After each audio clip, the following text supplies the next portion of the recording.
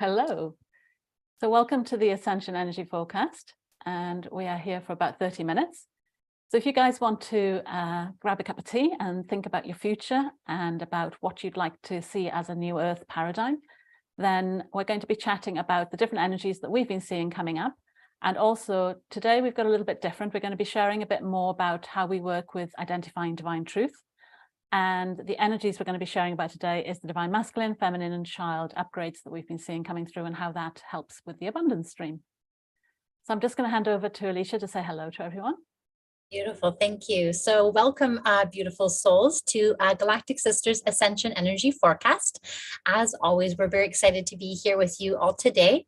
And if you're connecting with us for the first time, my name is Alicia, co-creatrix with my mom, Eva, of Crystalline Ascension, with our Galactic Sister, Trudy, White Star Soul Guidance. And if you are catching the live on YouTube or here on Zoom, please do say hello with us and share within, if it resonates with you, your new Earth vision, either in the comments or in the chat. And also a warm welcome to those who are watching the replay. If you want to hashtag replay so that we can circle back around later and say hello to you. And you're more than welcome to put in your new Earth vision as well in the comments. And we invite you to join us on our Ascension Energy Forecast, as we're going to be sharing the quantum 5D ingredients available so that you can start connecting to these energies and begin to embody them or try them on for size. And as we're going to be discussing the priority of the 5D soul lesson of the week, the challenge we are facing, and the strengths that we can draw on. And of course, we're facilitating this to accelerate the ascension path for those who are interested in becoming a visionary new Earth leader through collaboration. Excellent. So welcome, everyone. Today is going to be a bit of self-regulation. That's the word that's come up for today, and that's the soul lesson. So this has been quite an interesting reading because it's not about we will talk about some new frequencies, but it's also about a new state of consciousness. Let's try and separate out the frequencies, the grids, and the consciousness. And this is a consciousness because it's for us as individuals to take up the mantle and to decide if we're going to step into this lesson so that we can become what the lesson wants us to know. And self-regulation is about being inspired to follow the flow of abundance and inspiration to create your own depth of knowledge and wisdom. So we can call that divine truth if you wish. But we've been getting lots and lots of messages about it's time to discern the divine truth for yourself. But I think this is a bit different this week because as we've been learning the divine truth, we find that we get a little bit of the truth one day, then we get another bit later, and it changes and it evolves as it goes. And I think what self-regulation is about is it's almost like, are you the type to be spoon-fed your truths and then decide if it's right or wrong? Or are you the sort of person to take that adventure and go out and seek the truth and actually consciously deconstruct them and pull them apart and put them back together in new ways because we want to get deeper into the truth of the matter. So think of this. Where we are today is based on a whole bunch of decisions and consciousness decisions that have happened that led us to where we are today. If you want something different now, then we have to do something different from before. Yeah. So if we have been making decisions on the truths, so the truths that you might see that are visible in the world right now, all those truths that we've been told, either be religious truths, truths about who we are and our identity, truth about what we are as humans, whether it's to do with how bad we are for the earth, how bad Eve was for eating the apple, how bad Medusa was. You know, there's so many different stories in there, but that's what we've been given, and that's what history has told us, and that's what religion has told us over time. And right now, we're being really asked to look at what is dark energy and what is light energy. And is there that yin and yang, you know, where there's a little bit of light in the dark and a little bit of dark in the light, and starting to pull that apart and learning it for ourselves. Because all of those truths that we've learned till now is what's created the now. You know, they say that our past created our present and our present creates the future. So we're saying that this self-regulation, the lesson that we're learning, is how can we build new truths? And that's quite radical. You have to be quite brave for that. To do that, you really have to trust yourself, and you have to have a bit of a process in order to be able to throw away everything you think you know, to open your mind and open your heart and ask questions and really start pulling things apart, because we know that this world loves status quo. They like us to keep in our lane, to keep to the messages we've been told, and anybody that steps out has been penalized up till now. Because what we will be sharing a bit later is part of a bigger I think a couple of weeks ago, we noticed that as we were getting more 5D skills, we also started remembering why we were punished for our 5D skills. Now we're being asked to step into our power. So now we're starting to remember all the reasons why in the past, when we stepped into our power, we were punished. And you can take Medusa as an example. She was a powerful queen. She had a huge trauma happen to her. She then became the bad guy. An example of, we don't know if she did do the things she did, but we paint her a picture of her stepping into her power, being too powerful, too good for what she was, and therefore she has to be bad, because it can't be true that somebody can be that good. And that's the kind of theme that we're wanting now to start pulling apart, because we cannot step into our power, we cannot play bigger unless we feel free and safe to do so. So one of the questions I was asking earlier to Alicia and Ava is that, how do you know when we're on our journeys looking at information, how do we know when it's the truth? Yeah, I think for myself, it was all about really following that owl medicine and really stepping into those higher dimensional spaces, because the owl is asking us or inviting us to go even higher and higher and higher, just to see all the truth. And as you step more and more into those dimensional spaces, you get more and more of the raw truth. And I feel that as long as your heart is open to receiving this and just going into that truth more and more, putting aside everything that you're reading about, putting aside everyone's thoughts, and just diving into it, just from heart to heart, there will be more things revealed to you that is kind of surprising or unexpected, or you'll know when it feels more truth, because it just sits so correctly or not so in alignment with your heart that you can actually feel that really that truth come out. And Medusa was my example. That was through last summer when Medusa kept coming to me, and all these like different kind of truths or different kind of perspectives came to me, and I saw her in a whole new light. So I questioned myself, was I seeing her divine truth and not all the images and illusions painted upon her? I love that perspectives. That is it. It's just like they say, your perception of me is a reflection of you. And it's that kind of, yeah, and that's perfect. That's beautiful. And you say there's some people call these overlays, don't they? That when you're looking in modern day, when you meet a spiritual person, you look at them, you're looking at it like through a filter and an overlay. But, you know, historically, these stories have been put there to create overlays over people. And I'll come to my question from that in a moment. I'll see if Ava's got something to share first. Yeah, for seeing the truth is that was beautiful, Alicia, the way you explained that. So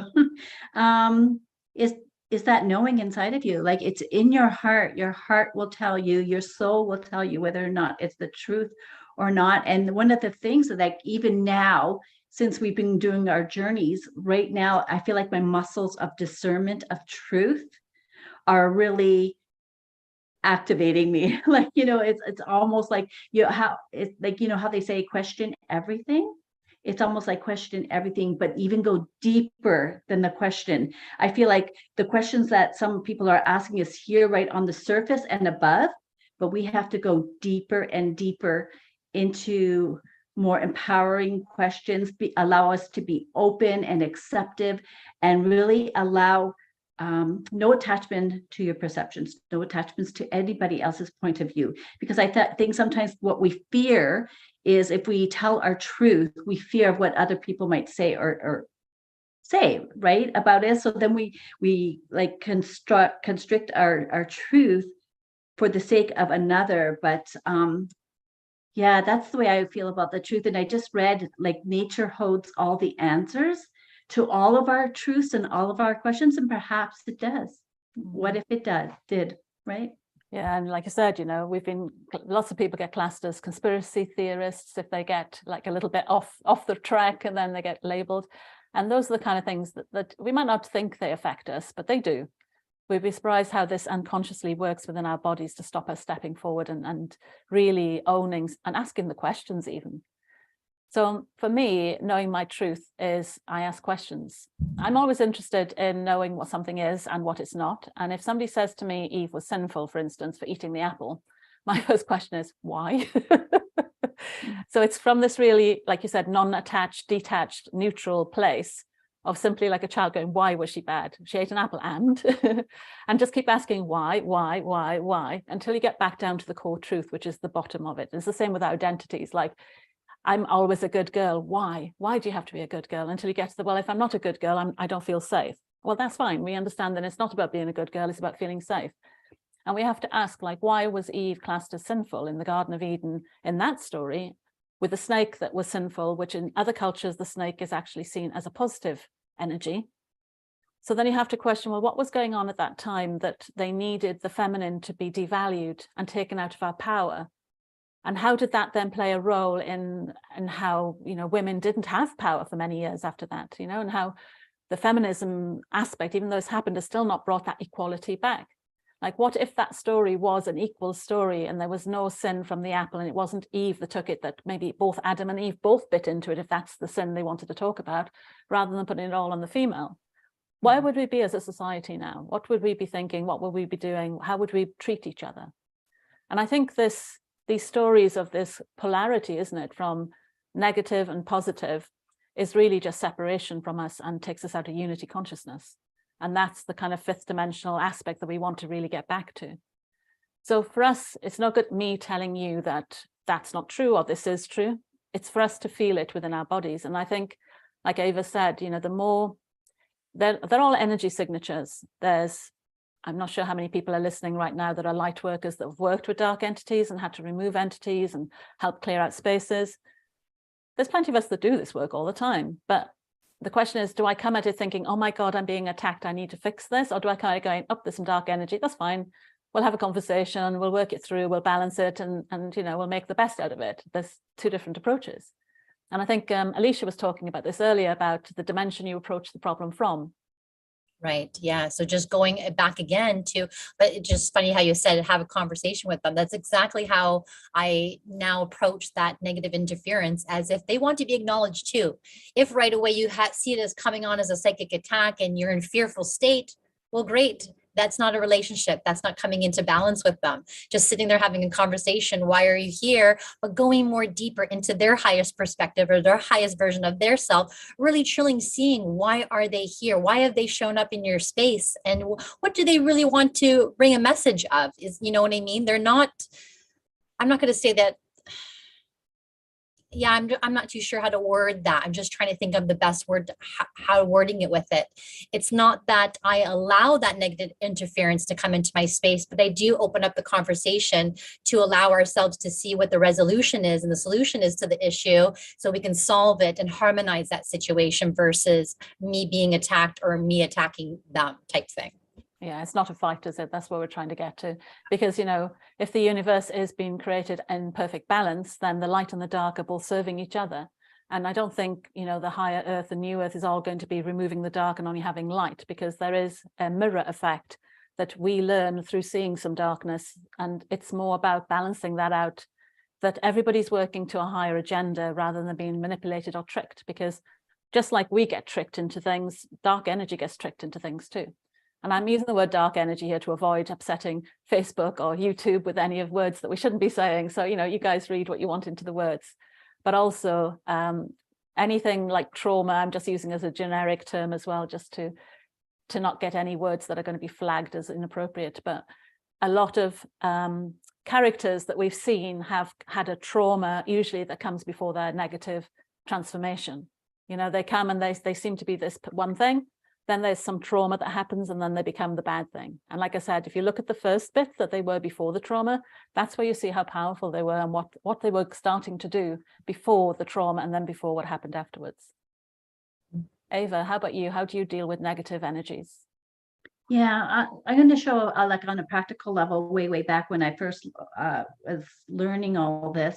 It's basically have a cup of tea with them, like create a sacred space and really invite them in, because they're in your life for a reason, and just have a cup of tea with them and allow them to show you what they were there for, how they served you, because they did serve you in a way where it doesn't matter how you look at it. Like, I feel like they served you in a way, and then when you're done with it, like when you're complete with it, you could just send them off their way by giving them gratitude, actually, and thanking them for what they showed you.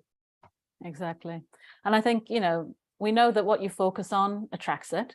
So if you're focusing on a danger that comes with dark energy or a fear that comes with dark energy, you're just attracting and feeding it. You're feeding the fear and the danger.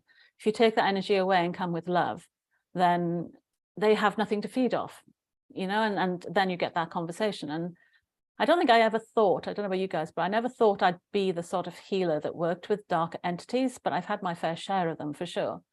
And I think maybe the reason I've had that is to get to this point of not fearing it and to be able to deal with, because you have to be able to stand there in the darkest of people's psyches, even not just other entities, but even the darkness of people's identity, and be able to allow them to express it. And it takes a really powerful space holder to be able to stand there and let that person bring that part of themselves up and still feel safe to do that.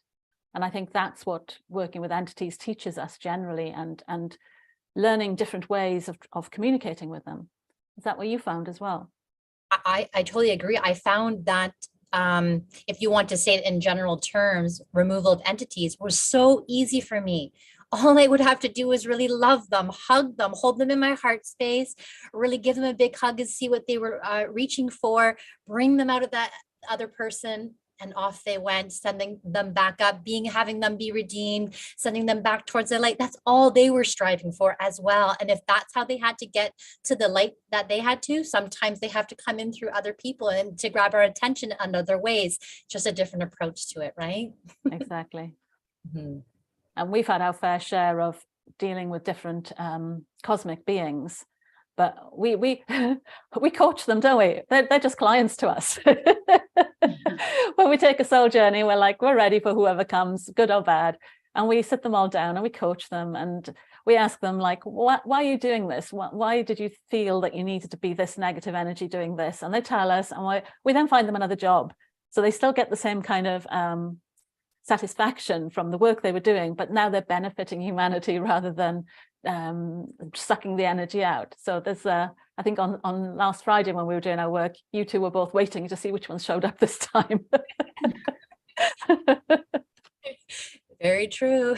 And it's the interesting thing is, since, well, obviously working into Trine Wave obviously integrates that male, female, child energy anyway and creates a sacred container for it. But I'm finding when the three of us are working together that those entities that used to scare me, don't get me wrong, there was years where I didn't know what to do with them, some of the cosmic stuff anyway, because I didn't know how to handle them until I learned these new techniques.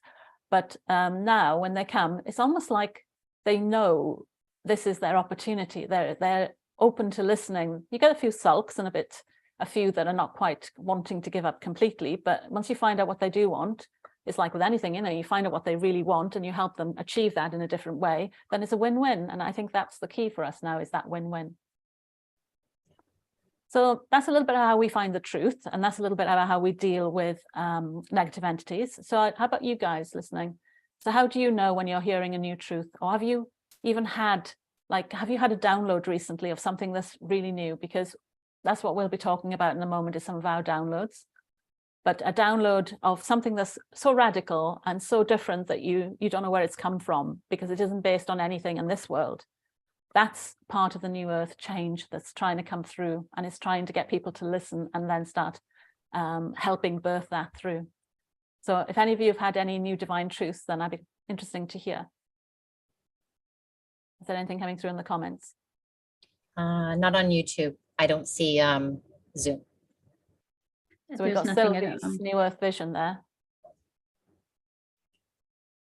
So Sylvie's written her New Earth Vision. The more and more of us know why they are here on Earth, in this lifetime, they fully embrace their innate gifts and talents, the benefits of all. Yeah, that's kind of what we're talking about, isn't it? Why did the trauma happen to them? Is that, sorry, Sylvie, is that a question you're asking that we ask the dark entities, or what you also ask? I think you're saying that's what you ask them too. So I'll just wait for her to reply that in a moment. So if we know then that the dark and the light have a purpose, and that we start now looking at it with fresh new eyes, then what's our strength? I think our strength this month is that it's almost like veils have been taken off, that we can now see through it. Because we're not going to see the truth immediately. And this is what you were talking about, the, what did you say, Alicia, about the dimension that you come from? Yeah, viewing it from the different dimensional spaces. Yeah. So those dimensional spaces are kind of like your consciousness, 5D, 7D, yeah? So if we're focusing on if we're focusing on a particular mindset, then we're going to see certain truths differently than if you're coming from unity consciousness, for sure. So if you're coming from victim consciousness, obviously everything's going to be bad and you're going to blame everything outside of yourself. It's all happening to you. Once you transcend that and you become more in your power, then you realize things are happening through you and that you're able to change yourself, to detach from situations rather than be attracted to them. That all changes your perception, but also that is what we call these dimensional changes. And when we go through to the new earth, it's almost like as consciousness goes up, you have to go through several steps. You can't just go from A to Z because you'll miss all the lessons in between. So you have to go through each of the little bits of truth, which will keep adjusting and changing. So it'll feel like what you were given was wrong, but it's not. It's just tweaking and tweaking and tweaking and tweaking until it gets to the final truth. So we've been doing quite a lot of work on the divine feminine and masculine and child. There seems to be a rebalancing of all three energies. I know we've talked a lot about the divine feminines returning, but again, the truth of that for me is like, why is it returning? What's, because if an energy comes back, then the male and the child has to also change to incorporate that. It coming back on its own is not going to work. So I'm asking the question about all of the energies, but I'm going to ask Alicia to share what we were doing on Friday with the divine feminine energies that came up. Yeah, beautiful. So I started to see basically realizing that some of my insights are downloaded insights that come before, and then sometimes that come after as like that physical kind of, I guess, proof or confirmation that you're kind of wondering about. But the downloaded insights that I was getting before was sometimes I'll get a little message or an insight about it. This time I was getting specifically the word yoni, and I started to see some pictures on it on Facebook, but it was just so in my face. So I thought, okay, this is something that I have to go dive deeper into. So as I dive deeper into it, during dream time, there was actually a beautiful ceremony. Mom was drumming. Trudy was on the phone because, we're in Canada, she's in the UK. So of course she's on the phone holding space in this beautiful sacred ceremony in dream time. And here I am giving birth to these specific yoni codes, placing them in some safe container. And that was it. That's all I knew. I woke up and after that, shared it with my sisters and just kept that to the side, knowing that that may be something that maybe we're working with, because, I think that feels like almost one of my prominent dream times that I'm actually using stuff that was done in dream time for an actual physical journey that we took. So on our soul journey, there was at a time where we had to create this architecture, and it ended up being that represented or needed the yoni codes that I gave birth to in dream time. So I brought them forward in our journey to create an architectural structure that just basically opened up more abundance into that reality or that timeline for us to embody. So and then after the fact, when we did that soul journey, you would talk about other people that were posting online about reversal codes. And so that also goes about reversing the truth of the restructuring of the truth. So that was my part or my share to it. Yeah, that's amazing. And then Ava saw a pterodactyl. Oh, yes, I did. And that was the pterodactyl was basically you could call that like the dark entity, right? Because like it didn't know, but it was we taking thought it away, was, didn't it? Yeah. Yes, it was taking away the eggs. As Alicia was bringing the eggs down, it was taking it away and flying away. And that's where we had to help this pterodactyl to renegotiate what it wanted and just to bring back the aliveness, like how it can support us now with those beautiful eggs that are being seeded here on this planet and grown. So I can't remember everything. I do remember like the pterodactyl. It wanted us to add the masculine. It was that example where I said we were trying to bring back the feminine on its own, and the pterodactyl came along and we thought it was negative because obviously it was stopping us do our work. But instead, when we actually stopped and questioned it, it said, no, I'm trying to help you, because it's not good putting feminine down without implanting the seed of the male. Yes, I remember now. And then Alicia had to mix up this new concoction architecturally to make sure that the male and the female were equally balanced, that yin and yang. And the pterodactyl was really interesting because we found an African link to the Conga matter. which was a spirit guide that was protective. So in the end, you know, what we thought was negative, or at least seemed to be doing negative things, it turned out to be actually helping. And again, it was very happy then to do that work in a helping way in future, but at least we could update it and say, can you please let us know next time? You know, give us a clue what you're doing, so there's other people that might not be so open to asking questions won't miss it. So yeah. Oh, we got Sylvie's comment there. Can you read it? Oh my God, last Wednesday I had invited a woman to talk about, oh, it disappeared. Let me just get it if I can. Oh my God, last Wednesday I had invited a woman to talk about our yoni in my Facebook group, as it was Women's International Day, but we never got to do the live as we had tech issues. I wonder why. Interesting. Interesting. But, you know, in the past, we would all have been birthing the female energy because that's what we know how to do.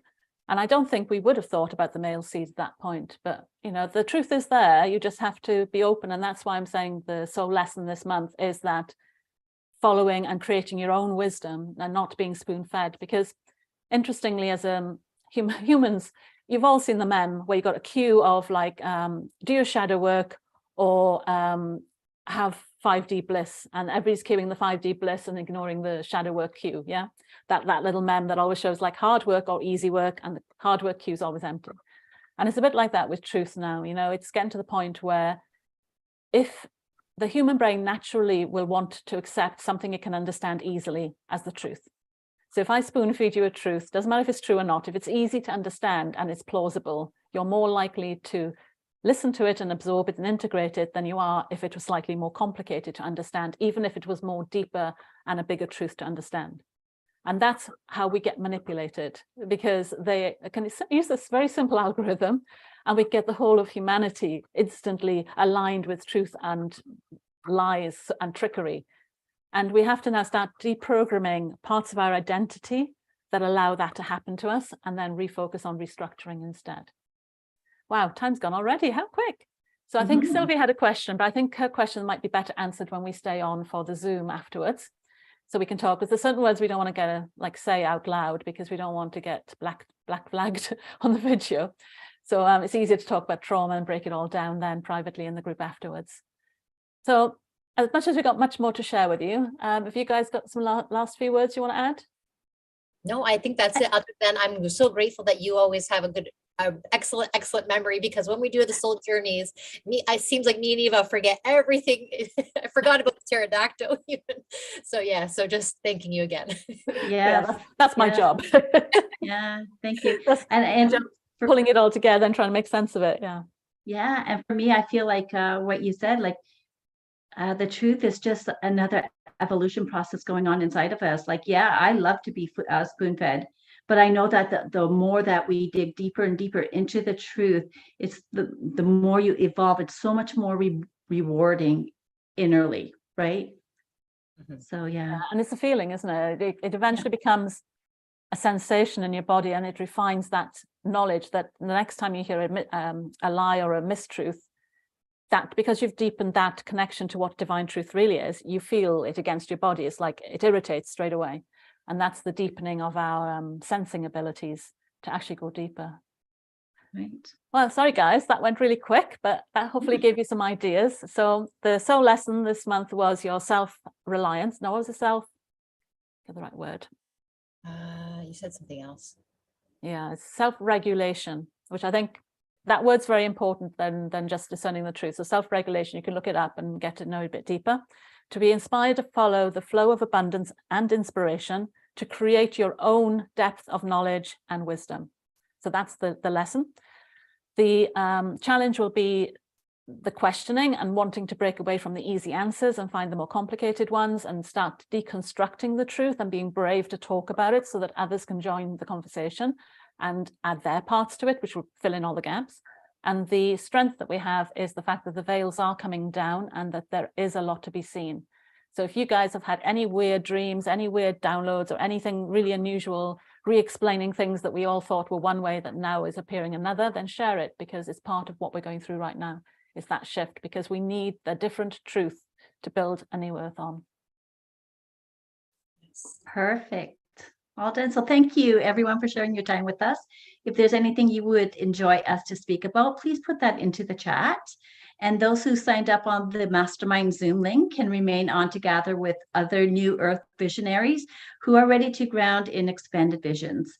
There are several ways that you can stay connected with us, our Facebook groups, and we have a Facebook community, Higher Consciousness Living, Stepping Boldly into the Unknown, and our YouTube channels, Crystalline at Crystalline Ascension and at Trudy Marie Williams. And if you want more guidance working with the Ascension energies we covered today, just get in touch with us. And once again, we thank you for sharing your time and thoughts with us, and we send you off with gratitude and much love till next time. Bye, guys. So all of you on Zoom, don't leave. And then we'll just end the live. And I think we've got somebody new coming in.